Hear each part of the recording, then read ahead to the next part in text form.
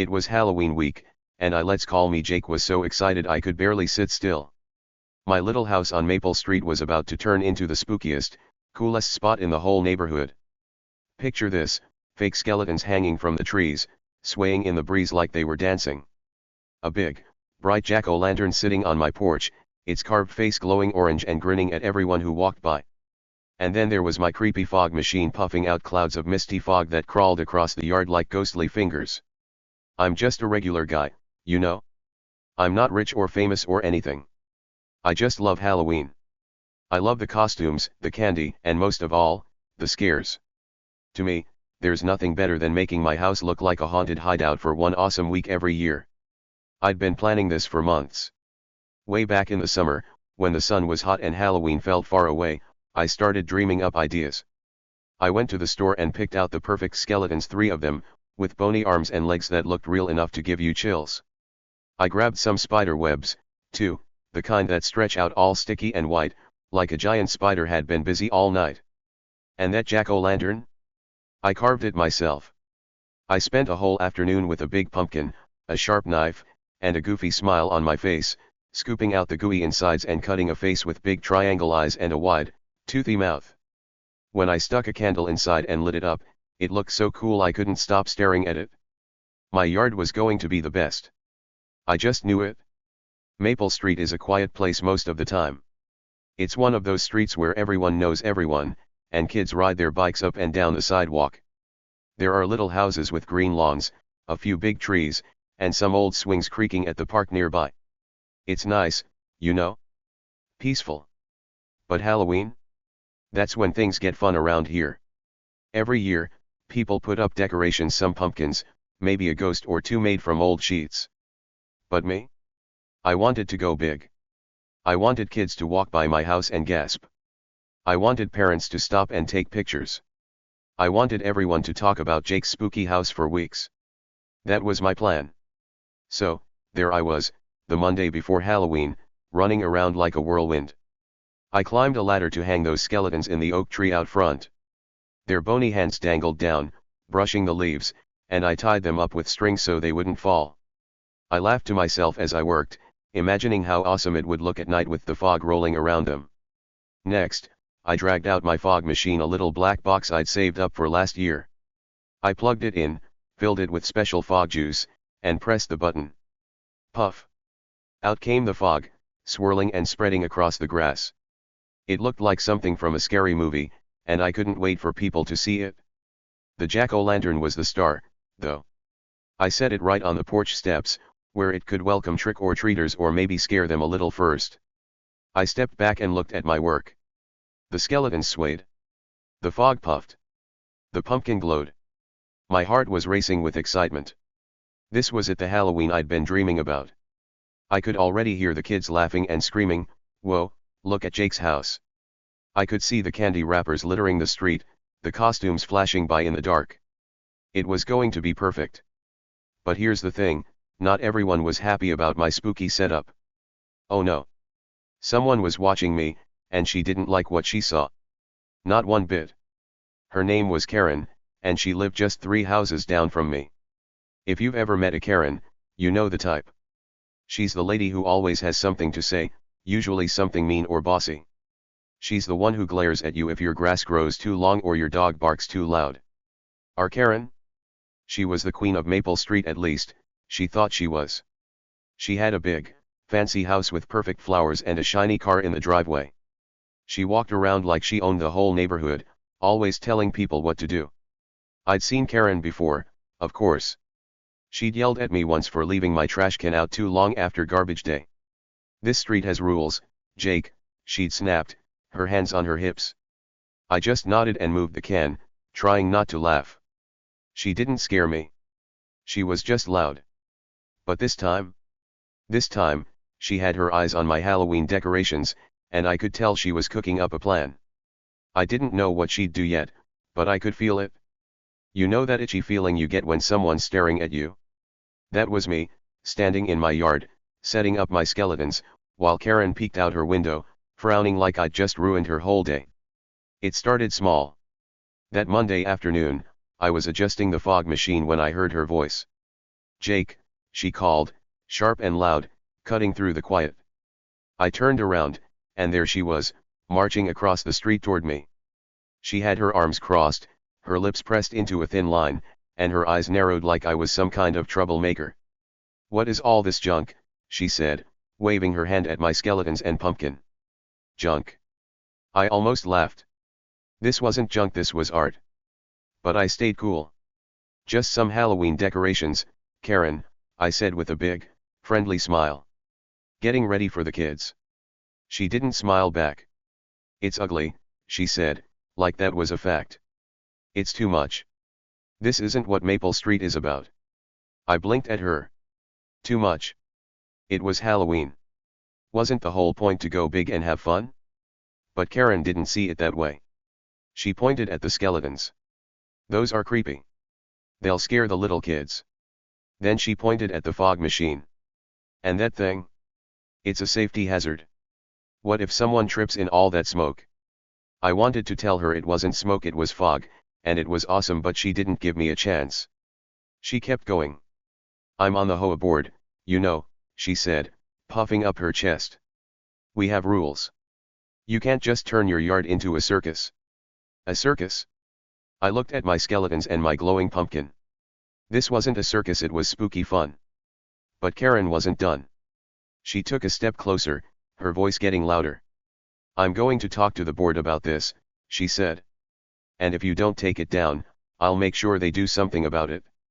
Then she turned and stormed off, her shoes clicking on the pavement. I watched her go, feeling a little mad but mostly confused. Take it down? No way. This was my yard, my house, my Halloween. I wasn't hurting anyone. Why did she care so much? That night, I sat on my porch, looking at my decorations. The fog machine hummed, sending little clouds across the grass. The jack-o'-lantern flickered, casting funny shadows on the wall. The skeleton swung gently in the breeze. It was perfect. But I couldn't shake Karen's words. She'd said she'd talk to the HOA board. What did that mean?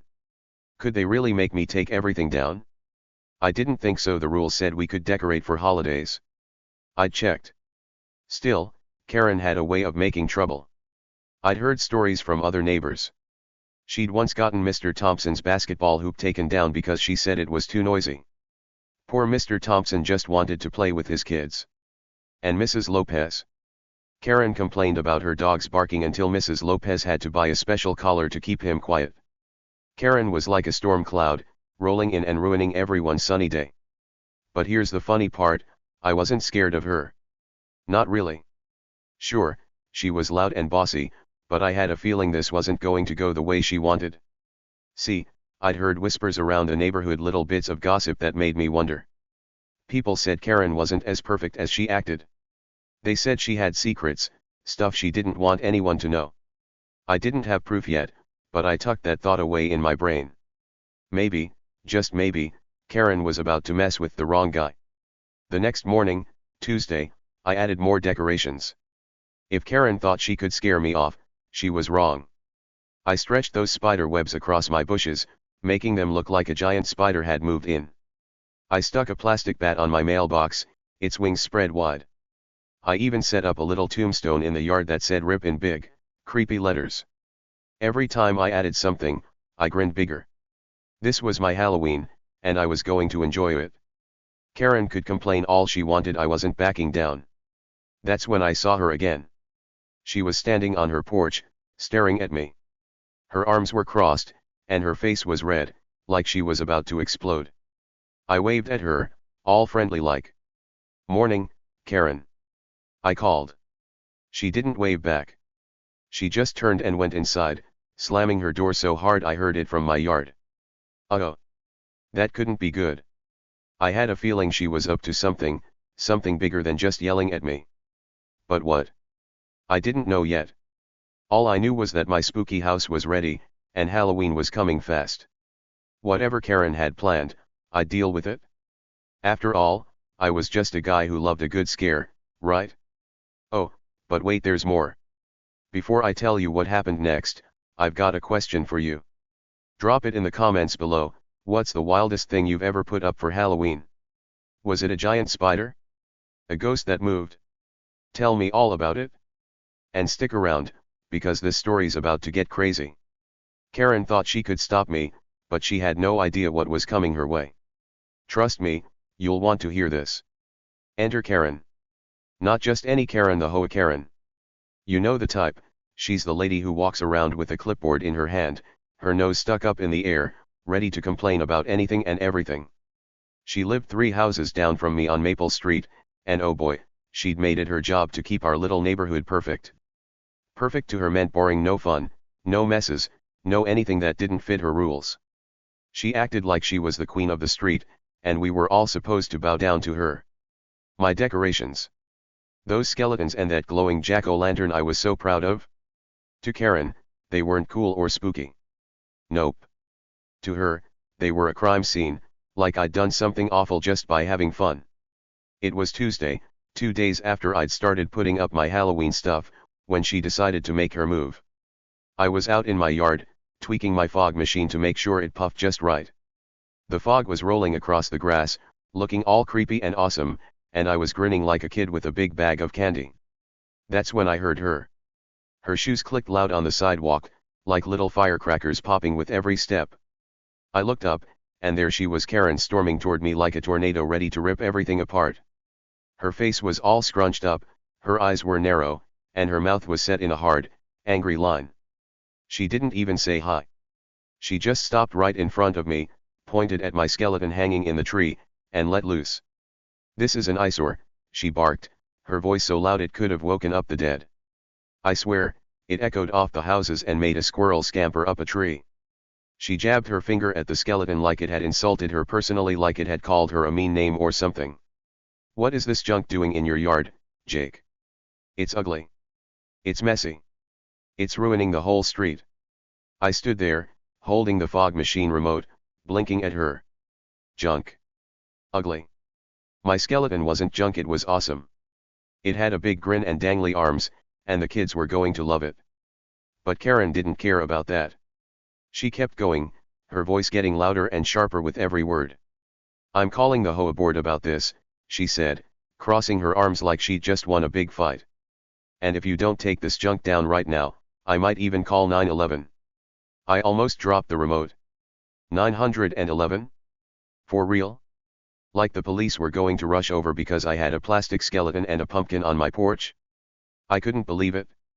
She was acting like I'd set off fireworks in her living room or dumped trash on her perfect lawn. But nope, it was just Halloween decorations, fun, silly stuff to make people smile. Well, everyone except Karen. I didn't yell back, though. Oh no. I just looked at her, gave her my biggest, friendliest smile, and said, "Happy Halloween, Karen." My voice was nice and calm, like I was wishing her a great day. I even waved at her, all cheerful and polite. She didn't wave back. She just huffed, like a dragon puffing smoke, and glared at me harder. "You think this is funny?" she snapped. "We'll see who's laughing when the board makes you tear it all down." Then she spun around and marched back to her house, her clipboard bouncing against her hip. I watched her go, the click-click of her shoes fading away, and I shook my head. What was her problem? But here's the thing, even though I looked calm on the outside, inside I was steaming. My blood was bubbling like a pot of soup on the stove. How dare she call my decorations junk? How dare she threaten me with the HOA and the police? This was my yard, my house, my Halloween. I wasn't hurting anybody. I wasn't breaking any big rules. I'd even checked the HOA handbook. Yep, I'd pulled that dusty old thing out of my drawer and read it. It said we could decorate for holidays as long as it wasn't dangerous or super loud. My skeletons weren't dangerous. My fog machine wasn't loud. Karen was just being mean because she didn't like fun. And that made me mad. Still, I didn't let her see me sweat. I went back to fixing my fog machine, pressing the button to watch the fog puff out again. It swirled around my feet, cool and misty, and I smiled. She could complain all she wanted, I wasn't taking anything down. This was my spooky dream, and I was sticking to it. But as I worked, a little thought started tickling the back of my brain. Karen didn't know it, but I had something up my sleeve. Not a big plan, not yet, but a little surprise brewing. Something she'd never see coming. I didn't even know exactly what it was myself, I just had a feeling. A sneaky, exciting feeling that this wasn't going to end the way she thought. See, Karen wasn't new to me. I'd lived on Maple Street for 2 years, and she'd been picking fights with people the whole time. She was always watching, always judging. If your grass got too tall, she'd knock on your door with a ruler to prove it. If your car was parked a tiny bit crooked, she'd leave a nasty note on your windshield. She loved her clipboard, it was like her best friend. She'd walk around with it, writing down every little thing she didn't like. Dog barking at 3 p.m., she'd scribble. Trash can out past noon. She even had a whistle she'd blow if kids rode their bikes too fast. A whistle? Who does that? Karen, that's who. And her house? Oh, it was perfect. Too perfect. The grass was always cut just right, like she measured every blade with scissors. Her flowers were bright and neat, lined up in rows like soldiers. Her windows sparkled, and her mailbox had her name painted on it in fancy letters, Karen P. Walters. She acted like that house was a castle and she was the queen, ruling over all of us peasants on Maple Street. But me? I wasn't buying it. I liked my little house just fine, with its chipped paint and creaky porch. And now, with my Halloween decorations, it was the coolest house around, at least to me. So when Karen came at me that Tuesday, I wasn't surprised. I'd seen her bossing people around before. But this time felt different. She was madder than usual, like my skeletons and fog were a personal attack on her perfect little world. After she left, I sat on my porch for a bit, looking at my spooky setup. The skeleton in the tree swayed a little in the wind, its bony fingers brushing the leaves. The jack-o'-lantern glowed bright, its grin wide and happy. The fog machine puffed away, sending clouds across the yard. It was awesome. But Karen's words stuck in my head. HOA board. 911. Was she serious? Could she really get me in trouble over this? I decided to talk to my neighbor, Mr. Thompson, about it. He lived next door, and he was a nice guy, older, with gray hair and a big laugh. He'd had his own run-ins with Karen, so I figured he'd know what to do. I walked over and knocked on his door. He opened it, still chewing a sandwich, and smiled. Hey, Jake. What's up? Loving those decorations, by the way. I grinned. Thanks, Mr. T.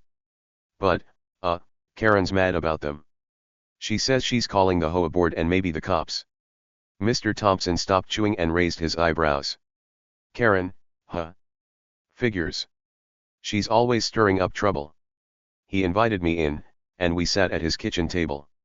His house smelled like bread and coffee, cozy and warm. What did she say exactly? He asked, taking another bite of his sandwich. I told him everything, how she'd called my stuff an eyesore, how she'd threatened me with the board and 911. He listened, nodding, then chuckled. She's all bark, Jake. The HOA can't stop you from decorating for Halloween, it's in the rules. And 911? That's just silly. Cops don't care about skeletons unless they're real. He winked, and I laughed. That made me feel better. But then he leaned in, lowering his voice. Still, watch out for her. She's tricky. She'll twist things to get her way. Twist things? I asked. Like what? Mr. Thompson shrugged. Oh, you know. She'll say the fog scares her dog or the skeletons block her view. She tried that with my basketball hoop, said it was a hazard. Took it down anyway because I got tired of fighting her. He sighed. She's got a knack for making little problems into big ones. I nodded, thinking. Karen was tricky, huh? Well, I wasn't going to let her win that easy. My decorations were staying up, no matter what. As I walked back to my house, I started wondering about Karen. Why was she so mad about everything? Why did she care so much about my yard? I mean, it's Halloween. People decorate. Kids love it. What was her deal? That's when I remembered those whispers I'd heard, the little bits of gossip floating around Maple Street. People said Karen wasn't as perfect as she seemed. Mrs. Lopez, who lived across the street, once told me Karen's fancy car wasn't even hers, it was borrowed or something. And Mr. Davis, down the block, said he'd seen strange people coming to her house late at night. I didn't know if any of it was true, but it made me curious. Maybe Karen had secrets. Maybe she wasn't the queen she pretended to be. Back in my yard, I looked at my decorations again. The fog was thick now, curling around the bushes like a ghost. The skeleton's grin seemed to wink at me, like it knew something I didn't. Inside, I was still mad at Karen, but I was also excited. She thought she could scare me into taking everything down, but I wasn't budging. And that surprise I mentioned? It was still just a feeling, a little spark in my chest. I didn't know what it was yet, but I could tell it was growing. Karen had no idea what was coming her way. She thought she was in charge, but this story wasn't over. Not by a long shot. The next day was Wednesday, and I woke up with a plan. Karen thought she could boss me around, but I wasn't going to let her win that easy. So, I decided to add more decorations just to mess with her a little. Not big, crazy stuff, but enough to make her mad all over again. I grabbed a huge roll of fake spider webs from my garage, the kind that looks all white and stretchy, like a giant spider spun it overnight. I dragged it outside and started pulling it apart, stretching it across my front yard between the bushes and the tree where my skeleton was hanging. It looked so cool, like my house was caught in a spooky trap. I stepped back and smiled. Perfect. Then I got another idea. I had this bottle of fake blood I'd bought for a costume last year. It was red and gooey, just like the real stuff, but totally safe. I took it to my porch steps and squirted some on the wood. Not a lot, just a few splashes here and there, like something creepy had happened. It dripped a little, making tiny trails down the steps, and I laughed out loud. Nothing wild, right? Just Halloween fun. But I knew one thing for sure, if Karen saw this, her head might explode. She'd already called my skeletons and fog machine junk. What would she say about spider webs and fake blood? I couldn't wait to find out. I spent the morning fixing it all up. The spider webs fluttered in the breeze, catching the sunlight and looking extra spooky. The fake blood dried a little, turning dark and sticky on the steps. My skeleton swung gently in the tree, and the jack-o'-lantern on the porch kept grinning like it was in on the joke. I even turned on the fog machine for a bit, letting the misty clouds roll over the yard and mix with the webs. It was awesome, like my house had turned into a haunted hideout from a scary movie. I stood there, hands on my hips, feeling proud. Karen could complain all she wanted, but I was having the best time. Sure enough, it didn't take long for her to show up. It was around noon, and I was eating a sandwich on my porch when I heard her voice again. "Jake," she yelled, loud and sharp, cutting through the quiet like a knife. I looked up, and there she was, stomping across the street toward me. This time, she didn't just have her clipboard. Oh no, she had her phone out, holding it up like she was filming a big crime scene. Her face was red, her eyes were wide, and her mouth was twisted into a big, angry frown. She stopped right at the edge of my yard, pointing her phone at me like I was some kind of villain in a superhero movie. "What is this?" she shouted, waving her free hand at the spider webs and the fake blood. "You're breaking every rule in the book, Jake. Every single one." I took a bite of my sandwich and chewed slowly, watching her. She kept going, her voice getting louder and louder. "This is disgusting. Spider webs. Blood. This isn't a neighborhood, it's a dump now, thanks to you." She zoomed in with her phone, getting a close-up of the fake blood on the steps. "I've had enough of this nonsense. I've already called the cops. You're done." I swallowed my bite and shrugged. "Go ahead, Karen," I said, keeping my voice nice and calm. "Call whoever you want." She froze for a second, like she couldn't believe I wasn't scared. Her eyes got even wider, and she shook her phone at me. "You think this is a joke?" she snapped. "The police are on their way right now. They'll shut this down, and you'll be sorry." Then she turned and stormed off, her shoes clicking fast on the pavement as she headed back to her house. I watched her go, finishing my sandwich, and wiped my hands on my jeans. She was mad, really mad. But here's the thing, I wasn't worried. Not one bit. See, while Karen was yelling and filming, she didn't notice the little smirk on my face. I couldn't help it, it just slipped out. Why? Because I knew something she didn't. I'd started hearing whispers around the neighborhood, little bits of talk that floated around like leaves in the wind. People were saying things about Karen, things that didn't match her perfect house, perfect lawn, Perfect everything act. And the more I thought about it, the more I realized I wasn't the only one who'd heard them. Something shady was going on at Karen's perfect little house, and the clock was ticking. She thought she was in charge, but maybe she wasn't as smart as she thought. Let me back up a bit.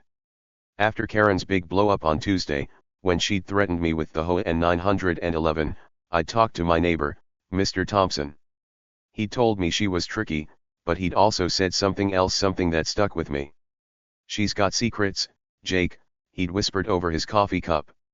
Folks say she's not as clean as she pretends.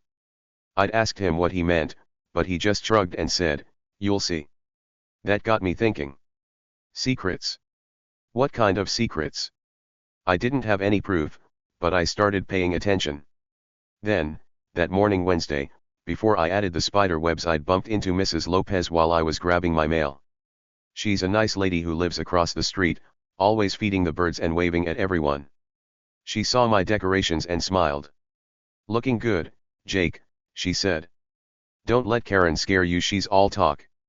I laughed and thanked her, but then she leaned in close, her voice dropping low. "You know, she's not so perfect herself. I've seen cars pulling up to her place late at night. Strange people, not from around here." I raised my eyebrows. "Really?" I asked. She nodded. "Yep. Something's fishy over there. Keep your eyes open." Then she patted my arm and walked off, leaving me with a big question mark in my head. Strange cars? Late at night? That didn't sound like the Karen who acted like she ruled Maple Street. She was always bragging about how quiet and safe our neighborhood was, how she kept it that way. So what was going on? I didn't know yet, but it was like a puzzle piece clicking into place. First Mr. Thompson, now Mrs. Lopez, they both thought Karen was hiding something. And me? I was starting to believe it too. That's why I smirked when she yelled at me. She could film me all she wanted, call the cops all she wanted. I had a feeling this wasn't going to end the way she planned. After she left, I went back to my yard. I turned on the fog machine again, letting it puff out more clouds to mix with the spider webs. The fake blood on the steps looked even creepier now, like a monster had been there. I added one more thing, a little plastic bat I stuck on top of my mailbox. Its wings were spread wide, and its tiny eyes glinted in the sun. I stepped back and looked at it all. My house was spookier than ever, and I loved it. Karen could scream and shout, but I wasn't taking anything down. If anything, I'd add more tomorrow. Maybe a ghost or a witch. Why not? The rest of the day was quiet. No cops showed up, no HOA people knocked on my door. I figured Karen was bluffing about calling 911, just trying to scare me. But I kept thinking about those whispers. What was she up to? I decided to ask around some more. That afternoon, I walked down the block to see Mr. Davis.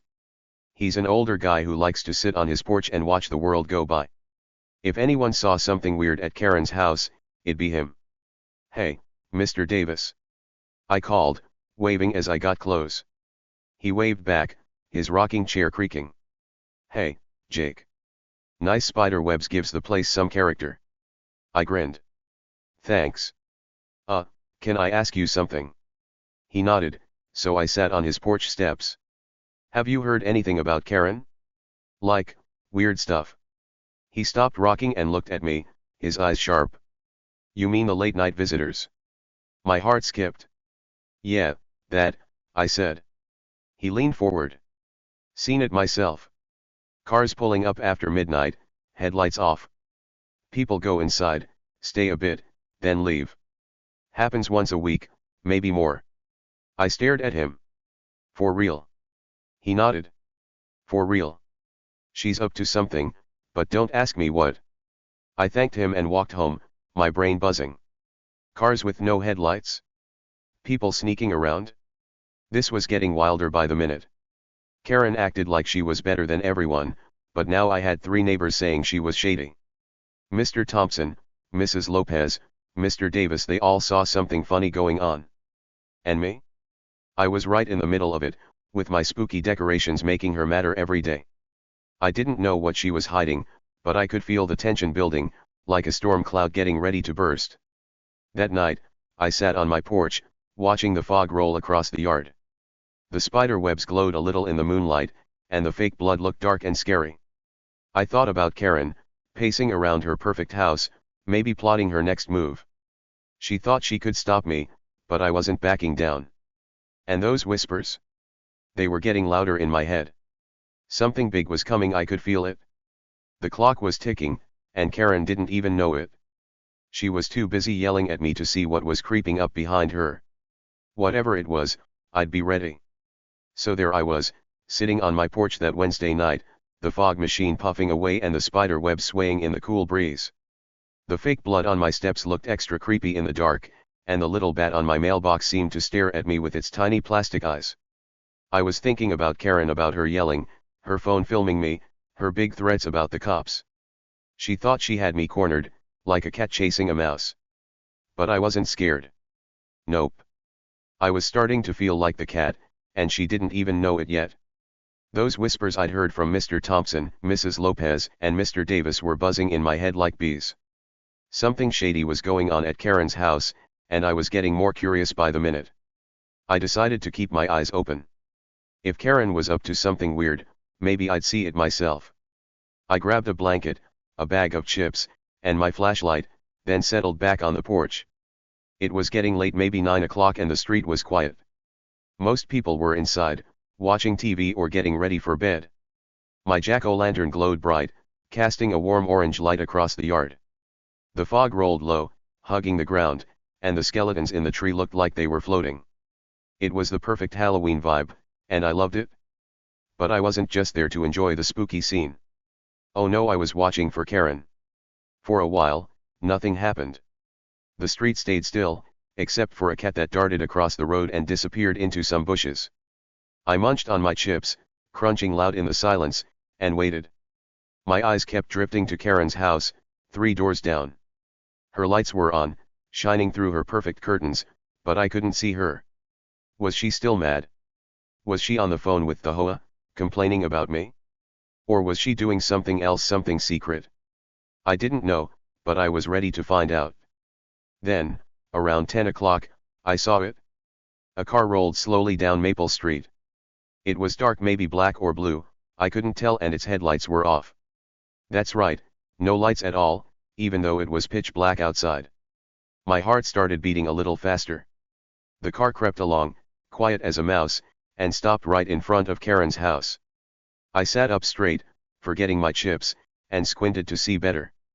The fog made it hard, but I could just make out the shape of the car parked there, engine off, waiting. A minute later, Karen's front door opened. I saw her step outside, wearing a long coat and looking around like she didn't want anyone to spot her. She walked quick to the car, her head down, and the driver's window rolled down. I couldn't hear what they said, the fog muffled everything, but I saw her hand something over. It looked like a little bag, maybe a purse or a sack. The driver took it, nodded, and then the window went back up. Karen stepped back, and the car pulled away, still with no headlights, disappearing around the corner like a ghost. She stood there for a second, glancing up and down the street, then hurried back inside and shut the door fast. I sat there, my mouth open, chips spilling onto my lap. What was that? A secret meeting? A sneaky drop-off? My brain was spinning with questions. What was in that bag? Who was in the car? And why was Karen acting like she didn't want anyone to see? This was bigger than I'd thought. Those whispers weren't just talk anymore. I'd seen it with my own eyes, and now I was hooked. I had to know more. The next morning, Thursday, I woke up early. The sun was just coming up, painting the sky pink and orange, and my yard looked awesome in the light. The spider web sparkled with dew, the fake blood glistened, and the fog machine sat quiet, waiting for me to turn it on again. But I wasn't thinking about decorations right then. I was thinking about Karen and that car. I needed to talk to someone who might know what was going on. So I grabbed my jacket and headed to Mrs. Lopez's house across the street. She was outside feeding the birds, tossing crumbs from a little bag. "Morning, Jake," she called, waving. I waved back and jogged over. "Morning, Mrs. Lopez. Can I ask you something?" She smiled and nodded. "Sure, what's up?" I took a deep breath and told her what I'd seen: the car with no lights, Karen sneaking out, the little bag. Her eyes got wide, and she stopped tossing crumbs. "You saw that?" she asked, her voice low. I nodded. "Yep, last night." "What do you think it was?" She looked around, like she was checking for spies, then leaned in close. "I don't know for sure, Jake, but I've seen those cars before. Always late, always sneaky. I think she's selling something she shouldn't." "Selling something?" I asked. "Like what?" Mrs. Lopez shrugged. "Could be anything, stuff she took, stuff she's not supposed to have. All I know is it's not normal. She acts so high and mighty, but she's hiding things." I nodded, my mind racing. Selling stuff? That sounded wild. Could Karen really be doing something bad right under our noses? I thanked Mrs. Lopez and promised to keep her posted if I saw more. As I walked back home, I felt like a detective in one of those mystery shows. The clues were piling up, and I was getting closer to the truth. Back at my house, I decided to push Karen even more. If she was mad about my decorations before, wait until she saw this. I grabbed an old sheet from my closet, cut some holes for eyes, and made a ghost. I tied it to a string and hung it from the tree next to the skeleton, so it floated and swayed in the wind. Then I added a little sign next to the fake blood on my steps that said, "Beware the monster," in big, wobbly letters. It was silly, but it looked spooky, and I knew it'd drive Karen nuts.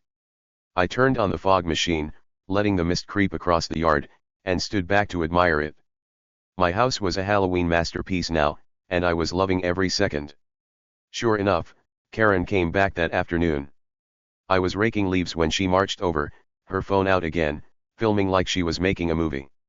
"This is ridiculous," she shouted, pointing at the ghost and the sign. "A monster? Really, Jake? You're turning this street into a joke?" I leaned on my rake and grinned. "It's Halloween, Karen. Just having fun." She shook her head, her face getting redder. "Fun? This is chaos. I told you the cops are coming. I called them this morning, and they'll be here any minute." I shrugged again. "Okay, Karen. Let's see." She glared at me, then stomped off, muttering something about rules and respect. I watched her go, that little smirk creeping back onto my face. She kept saying the cops were coming, but they hadn't shown up yet. Was she lying? Or were they just busy? Either way, I wasn't worried. I had my decorations, my spooky yard, and a growing pile of secrets about Karen. The whispers were turning into shouts in my head now. Cars at night. Strange people. A bag handed over in the dark. Something was brewing, and I was right in the middle of it. That night, I sat on my porch again, keeping watch. The ghost floated in the tree, the fog swirled, and the jack-o'-lantern glowed. I didn't see any cars this time, but I wasn't giving up. Karen thought she could scare me, but I was the one getting sneaky now. I talked to Mr. Thompson again the next day, Friday morning, and he said he'd heard noises from her garage lately, like boxes being moved. Boxes. That fit with what Mrs. Lopez said about selling stuff. I was piecing it together, little by little, and the picture was getting clearer. The clock was ticking, and Halloween was almost here.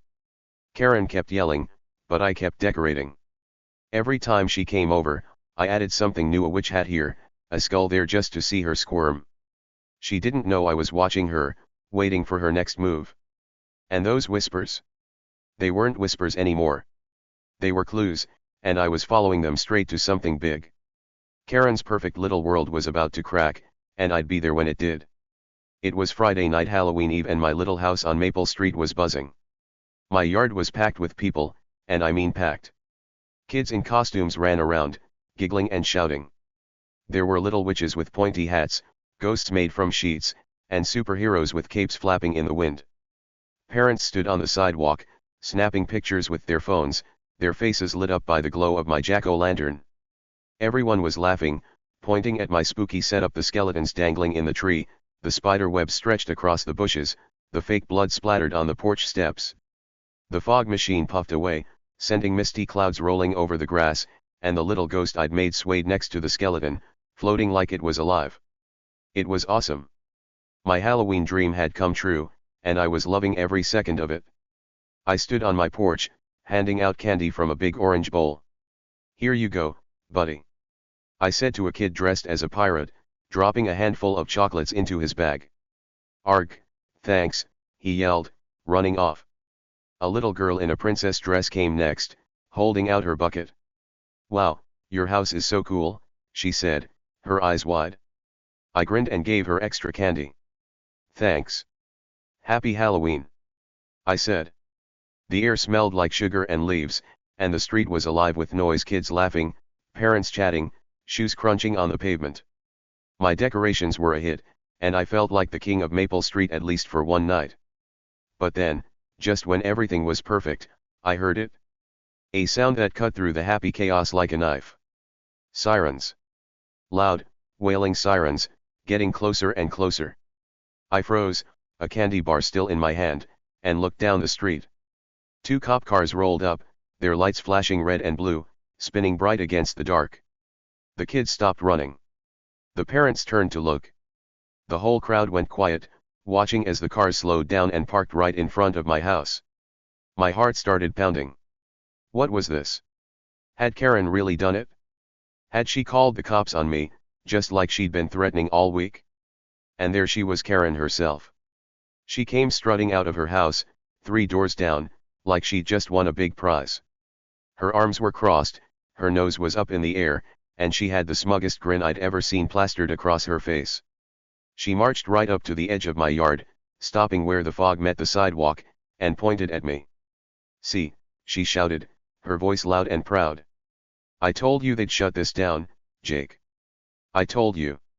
She waved her hand at my decorations, the skeletons, the webs, the blood, like they were proof of some terrible crime. This nonsense is over. I stood there, the candy bowl still in my hands, staring at her. The crowd whispered to each other, and a few kids hid behind their parents. Was she right? Were the cops really here for me? I'd been so sure she was bluffing all week, saying she'd call 911, saying the HOA would stop me. But now, with those flashing lights and sirens, I wasn't so sure. My stomach twisted a little. What if I had to take it all down? What if Halloween was ruined? I looked at the cop cars, waiting for them to come tell me I was in trouble. But here's where it gets good, really, really good. The car doors opened, and 2 police officers stepped out. They were tall, wearing dark uniforms with shiny badges, and their faces were serious. I held my breath, ready for them to walk up to my porch and say something like, "Sir, you need to take these decorations down right now." But they didn't. Nope. They didn't even glance at my decorations. Not the skeletons, not the fog, not the fake blood, nothing. Instead, they turned the other way and started walking straight past me, right down the sidewalk, toward Karen's house. My eyes got wide.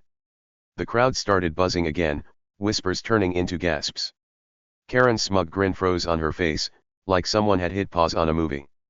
She blinked, her arms dropping a little. "Wait, what's going on?" she stammered, her voice shaky now.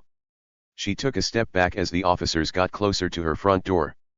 One of them, a big guy with a deep voice, turned to her and said, "Ma'am, we're not here for him. We're here for you. We got a tip about some illegal stuff in your garage." The crowd went dead silent. You could have heard a candy wrapper drop. My jaw dropped so low it almost hit the porch. Illegal stuff? In Karen's garage? What was he talking about? Karen's face turned white, then red, then white again, like she couldn't decide if she was scared or mad. "What?" she squeaked. "That's ridiculous. There's nothing in my garage. This is a mistake." But the officer didn't look like he was joking. He pointed at her door. "Ma'am, we need you to step aside. We're going in to check." Karen started waving her hands, her voice getting loud again. "No, no, no. You can't do this. I'm on the HOA board. I keep this street perfect. He's the problem, look at that junk." She pointed at my yard again, but the cops didn't even turn their heads. They just kept walking, right up her perfect little walkway, past her perfect flowers, and stopped at her door. One of them knocked bang, bang, bang, and said, "Open up, please." Karen stood there, frozen, her mouth opening and closing like a fish out of water. I couldn't believe it. Neither could the crowd. Kids peeked out from behind their parents, wide-eyed. Moms and dads started whispering, phones coming out to snap pictures. I set the candy bowl down and leaned against the porch railing, watching it all unfold. This was better than any Halloween movie I'd ever seen. Karen the HOA Karen, the queen of Maple Street, was in trouble. With the cops? My brain was spinning, trying to figure it out. What illegal stuff? What tip? And who called them? The officers didn't wait long. When Karen didn't open the door, they pushed it open themselves. She must have left it unlocked and walked right inside. She ran after them, yelling, "You can't do this. I'll sue you. I'll call my lawyer." But her voice faded as she disappeared into the house. The crowd stayed quiet, all eyes on her perfect little castle. I could see shadows moving behind her curtains, the cops walking around inside.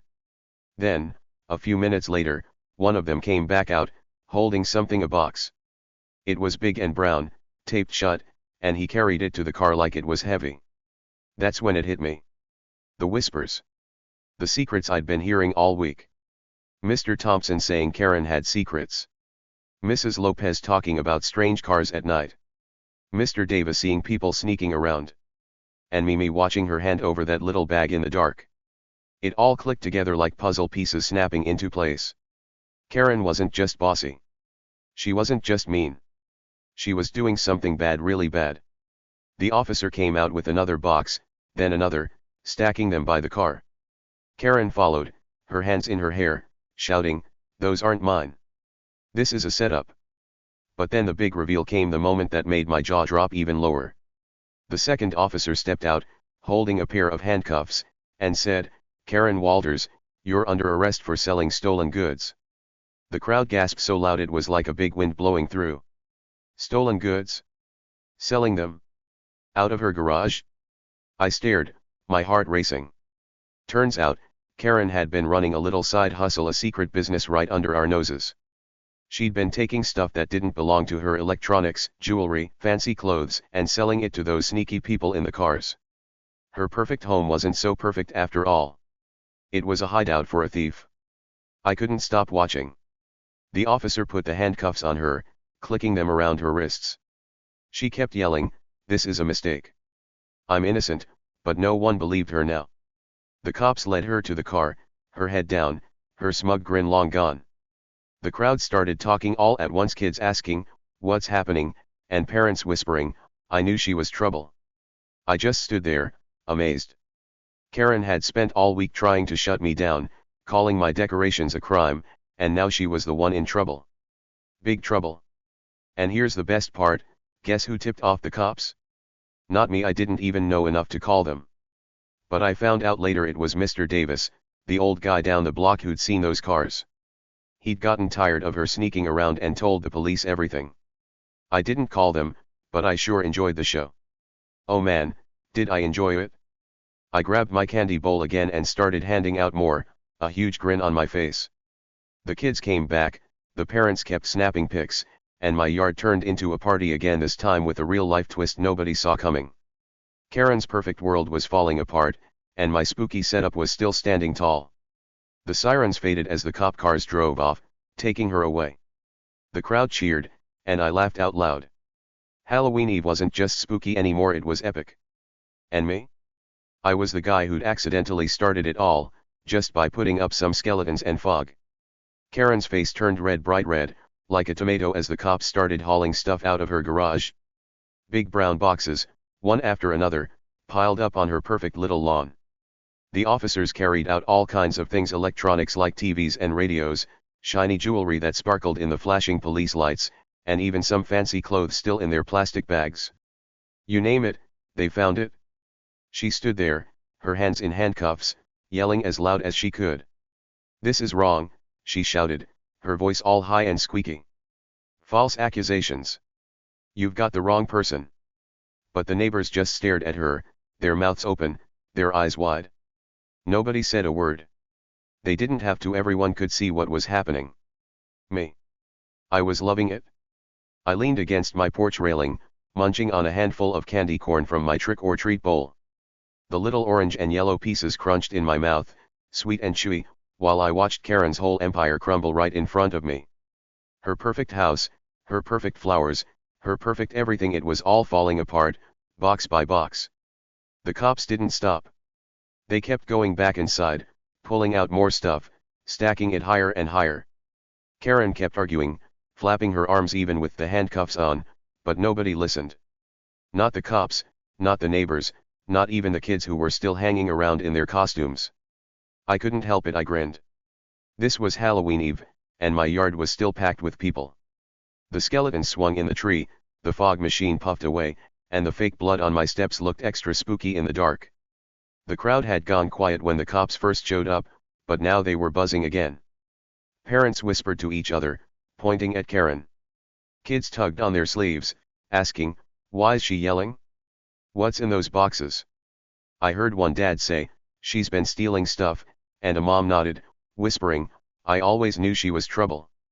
It was like a big show, and I had the best seat in the house right there on my porch, with my candy corn and my decorations still standing tall. The cops didn't mess around. One of them, a lady with a ponytail, started opening the boxes, pulling things out to show the other officer. "Look at this," she said, holding up a shiny necklace with a big blue stone. "And this."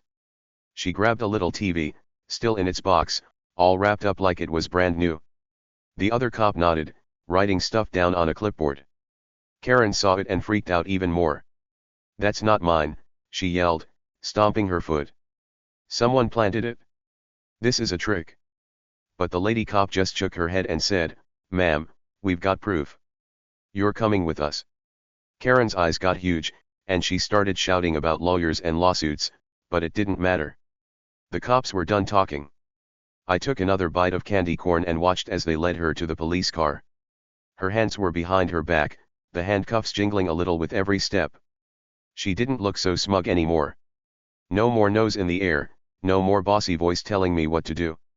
She looked small now, her head down, her fancy coat dragging on the ground. The crowd parted to let her through, and a few people even clapped, quiet at first, then louder, like they were happy to see her go. One kid, dressed as a vampire, yelled, "Bye, mean lady," and everyone laughed.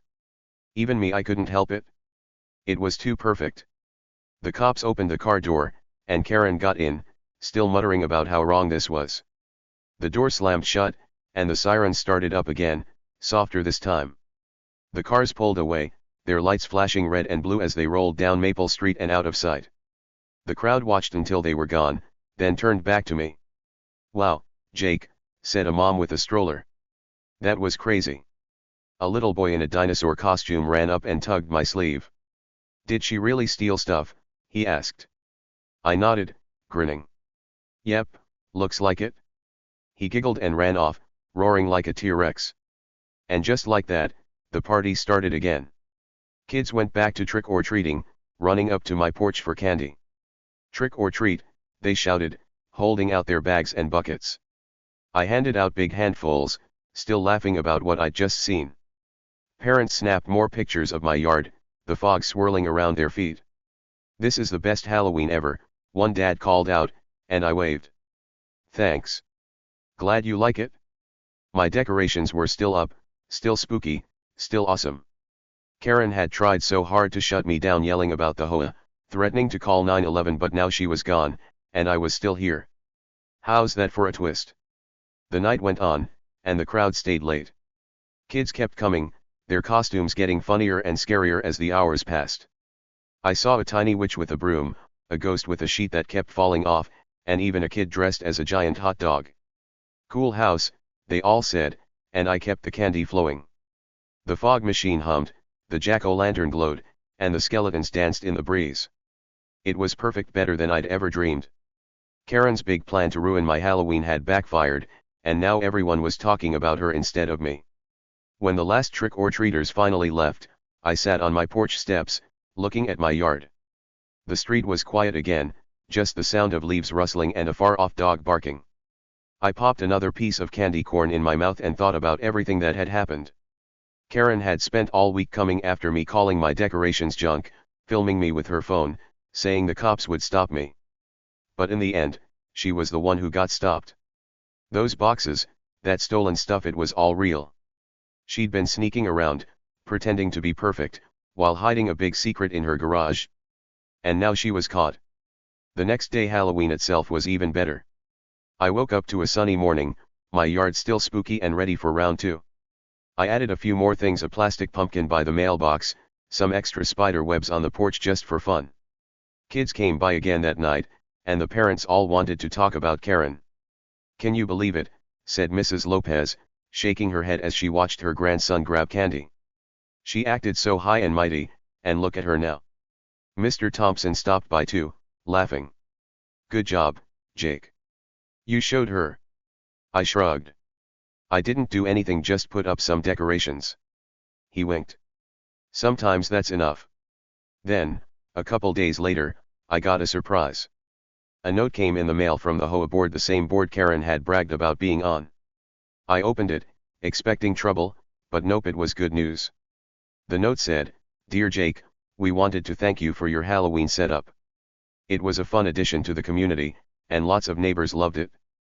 Keep up the great spirit." I read it twice, just to make sure I wasn't dreaming. A fun addition? From the HOA? I laughed out loud and stuck the note on my fridge with a magnet. How's that for a twist? The lady who wanted me gone got taken down instead, and now the board was on my side. Word spread fast. By the next week, everyone on Maple Street knew about Karen. People stopped me at the mailbox or waved from their yards, saying things like, "Crazy about Karen, huh?" or "Never liked her anyway." Kids started calling my house the Spooky Hero House, which made me grin every time. I even heard that Karen was still in trouble, something about a big court case coming up. She wasn't back on the street, and her perfect house sat quiet, the flowers starting to wilt without her there to fuss over them. I kept my decorations up through the weekend, just because I could. The fog machine puffed, the skeletons swayed, and the jack-o'-lantern stayed lit until the candle burned out. Every time I looked at them, I remembered Karen's red face, her yelling, and those cop cars taking her away. She'd tried to ruin my fun, but she ended up ruining herself. Justice was served, and it tasted sweeter than all the candy corn in my bowl. In the end, Halloween wasn't just about the spooky stuff, it was about winning. Karen thought she ruled the street, but she didn't. I did, just by being me, putting up my decorations, and letting her trip over her own mess. The neighbors saw it, the HOA saw it, and now everyone knew, don't mess with Jake's Halloween. I leaned back on my porch, popped one last piece of candy corn in my mouth, and smiled. The lady who wanted me gone was gone instead, and I was still here, king of the spookiest yard on Maple Street. So, here's the thing, sometimes the loudest people, the ones who think they're untouchable, are hiding the biggest secrets. That's what I learned from this whole crazy Halloween adventure with Karen. She was loud, oh boy, was she loud. She yelled at me, waved her phone around, and acted like she owned Maple Street. She thought she could boss me around, tell me to take down my spooky decorations, and make me feel small. She walked around with her nose in the air, like she was better than everyone, like nothing could stop her. But guess what? In the end, she tripped over her own mess. All those secrets she was hiding, the stolen stuff in her garage, the sneaky cars at night, they caught up with her.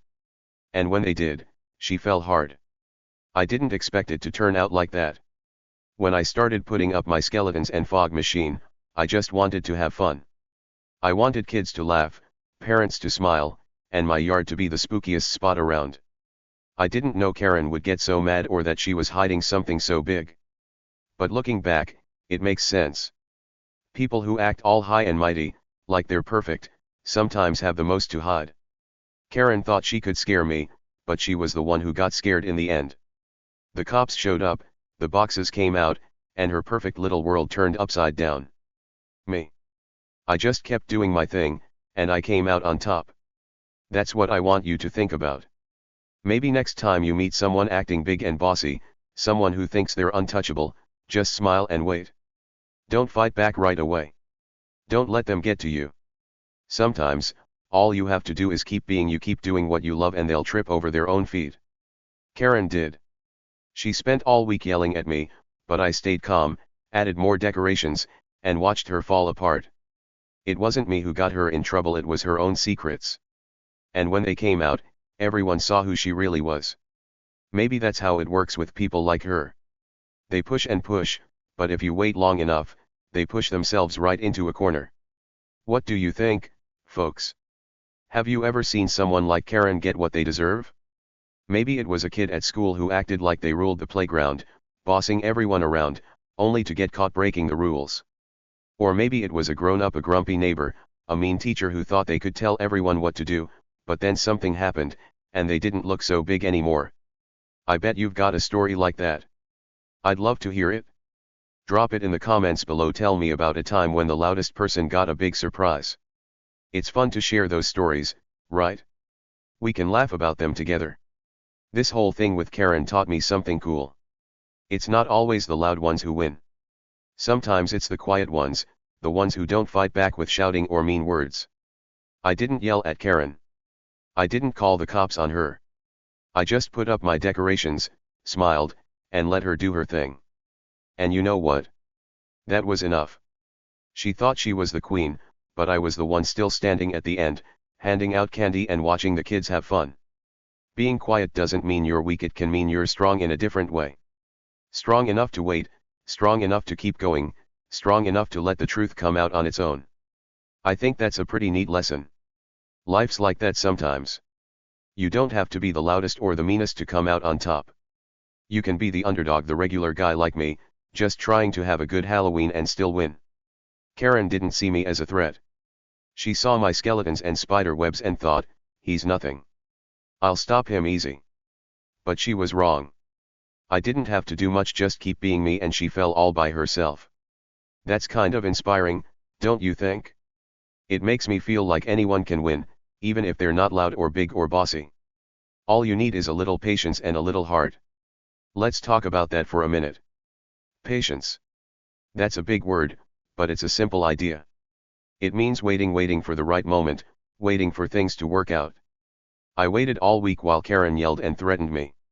I didn't rip down my decorations. I didn't run over to her house and argue. I just kept going, added more webs, splashed more fake blood, hung a ghost and waited. And you know what? It paid off. The cops came, the truth came out, and I didn't have to lift a finger to make it happen. Patience can be like a superpower. It's quiet, but it's strong. Maybe you've used it before, like when you waited for a friend to say sorry, or waited for a rainy day to turn sunny. It's not always easy, but it can lead to something great. And heart, that's another big word that's really simple. It means caring about what you're doing. I cared about my Halloween setup. It wasn't just junk to me, like Karen said. It was fun, it was spooky, it was mine. I put my heart into it, climbing the ladder to hang the skeletons, carving the jack-o'-lantern, setting up the fog machine. That's why I didn't let her stop me. When you care about something, you keep going, even if someone tries to get in your way. Karen didn't care about anyone but herself, that's why she lost. She didn't have heart, just secrets. But me? I had both patience and heart, and that's why my yard stayed spooky and my Halloween stayed awesome. So what's the big takeaway here? I think it's this: don't let the loud ones scare you. Don't let the bossy ones push you down. They might look big, they might sound tough, but sometimes they're just hiding something. Karen hid her stolen stuff, her sneaky deals, her late-night visitors. She acted like she was perfect, but she wasn't. And when the truth came out, she didn't look so big anymore. You don't have to be loud to be strong. You don't have to fight to win. Sometimes, all you need is to keep doing your thing, your spooky decorations, your favorite game, your silly jokes, and the loud ones will figure out they're not as tough as they think. I love that idea. It makes me smile, thinking about how I beat Karen without even trying. She came at me with her clipboard and her phone, but I just kept handing out candy and watching the kids laugh. That's my kind of victory, quiet, sweet, and full of fun. Maybe you've had a victory like that too. Maybe you stood up to a bully by just being yourself, or finished something cool even when someone said you couldn't. Those are the best wins, right? The ones where you don't have to shout or push, just keep going and let the world see who you really are. Let's imagine something for a second. Picture you're out there, doing something you love, maybe drawing a picture, riding your bike, or building a fort. And someone loud comes along, telling you to stop, saying it's dumb or wrong. What do? You could yell back, sure. You could get mad. But what if you just smiled, said, okay, and kept going? What if you waited, kept your heart in it, and let them figure out they can't stop you. That's what I did with Karen. She huffed and puffed, but I kept my spooky yard going, and she blew herself away. You can do that too. Keep being you, and the loud ones might surprise themselves right out of the picture. I'm still thinking about that night Halloween Eve, with the sirens and the cop cars and Karen's red face. It was wild, but it was more than just wild. It was a lesson. A big, fun, candy corn flavored lesson about how things work sometimes. The loudest people don't always win. The ones who think they're untouchable don't always stay that way. And the regular folks like me, like you, can come out on top just by sticking to what we love. That's pretty cool, huh? It makes me feel like anything's possible, even when someone's trying to ruin your fun. So, what about you? What's your story? Have you ever seen someone like Karen get what they deserve? Maybe it was a kid at school, a grumpy neighbor, or even someone in your family. Did they act big and loud, only to trip over their own mess? Tell me about it, I'm all ears. Drop it in the comments below, and let's share some laughs. I bet you've got a good one, and I can't wait to hear it. And hey, stick around, okay? I've got more stories where this came from, stories where the underdog, the quiet one, the regular kid like me comes out on top. They're fun, they're spooky sometimes, and they always leave you smiling. Karen thought she could boss me around, but she didn't know who she was messing with. I didn't fight her with words or fists, I fought her with skeletons, fog, and a big grin. And when her secrets spilled out, I was the one still standing, handing out candy like nothing happened. That's the power of being you. That's the magic of waiting it out. So next time you see someone acting high and mighty, just smile and wait. They might be in for a surprise and you might be the one laughing at the end. Let's keep this going, because there's more to say about this whole crazy thing with Karen. It's not just about her tripping over her secrets, it's about what it means for all of us. See, I think we all run into people like her sometimes. Maybe not someone stealing stuff and hiding it in their garage, but people who act big and loud, like they're the boss of everything. They tell you what to do, what to like, what to stop. And sometimes, it's easy to feel small when they're around. I felt that way a little when Karen first yelled at me. Her voice was so sharp, her words so mean, calling my decorations junk. For a second, I wondered if I should just take them down and give up. But I didn't. And that's the trick, don't give up when someone loud tries to push you around. Keep doing what makes you happy, even if they don't like it. I kept my skeletons up, added more spider webs, and splashed that fake blood on the steps. Every time Karen came over to complain, I just smiled and said, "Happy Halloween." I didn't let her scare me away from my fun. And in the end, that's what beat her. Not me yelling back, not me being mean, just me sticking to what I loved. You can do that too. If someone's being loud and bossy, you don't have to shrink. You can stay tall, keep going, and let them figure out they're not as big as they think. Let's imagine another little story to show what I mean. Say you're at school, and there's this kid, let's call him Tim, who's always telling everyone what to do. He's loud, he brags a lot, and he picks on people who don't follow his rules. Maybe you're playing a game at recess, like tag or kickball, and Tim says, "You're doing it wrong. You can't play like that." He might even laugh at you or tell everyone you're no good. Sounds annoying, right? Now, you could argue with him, get mad, and stomp off. Or you could just keep playing your way, smiling and having fun. Maybe you run a little faster in tag, or kick the ball a little harder, and let him see you're not scared of his big voice. What do you think happens next? Tim might keep yelling, but if you don't stop, he'll get bored or mad, and maybe, just maybe, he'll trip over his own bossiness, like Karen did. That's how it works sometimes.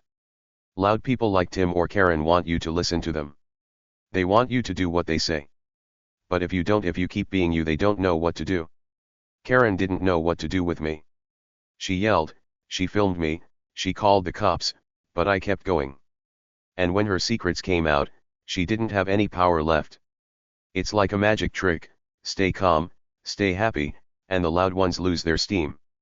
You don't have to be loud to win, you just have to be steady. Steady like a tree that bends in the wind but doesn't break. I keep thinking about that night when the cops took her away.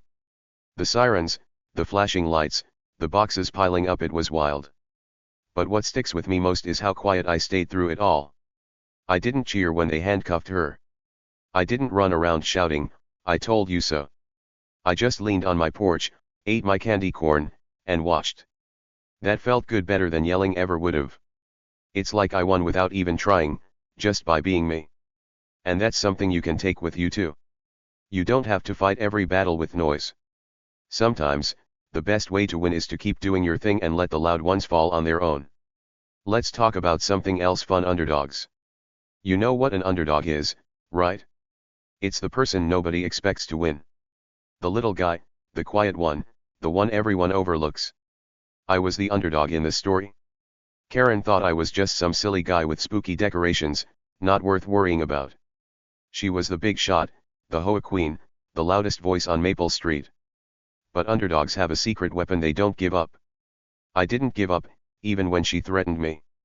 And when the cops showed up, I turned out to be the winner.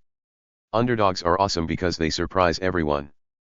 They don't need to brag or shout, they just keep going, and boom, they're on top. Have you ever been an underdog? Maybe in a game, a race, or even a little fight with a friend. Think about it: did you ever surprise someone by winning when they didn't expect it? I bet you have.